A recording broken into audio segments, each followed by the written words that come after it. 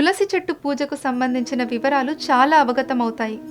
తులసి చెట్టు పూజా విధానం మరియు దళాలను కోయడానికి అవసరమైన నియమాలు సరిగ్గా తెలియజేస్తారు. తులసి పూజకు సంబంధించిన ముఖ్యమైన అంశాలు: పరిసరాలు పరిశుభ్రంగా ఉంచడం. తులసి చెట్టు పెరిగే స్థలం పవిత్రమైనది కావడంతో ఆ పరిసరాలు పరిశుభ్రంగా ఉంచాలి. తులసి దళాలను కోయడం. స్నానం ఆచరించి శుభ్రంగా ఉన్న తర్వాత కుడి చేతితోనే తులసి దళాలను కోయాలి. సూర్యాస్తమయం తర్వాత తులసి దళాలను కోయడం సముచితమైనది కాదు. తులసి చెట్టు నుంచి తులసి దళాలను కోస్తూ ప్రార్థన చేయడం అవసరం. ప్రార్థనలు: ప్రారంభ శ్లోకం మాతాస్తులసి గోవింద హృదయానందకారిణి అనే శ్లోకాన్ని పఠించడం. ఇతర శ్లోకాలు: తులసి దళాలను కోస్తూ తులసి అమృత సంభూతే వంటి శ్లోకాలు కూడా పఠించాలి.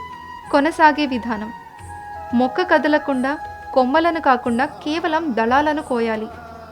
దళాలను నిదానంగా కోయాలి. గోటితో గిల్లకూడదు. తులసి పూలు మరియు పత్రాల పూజ.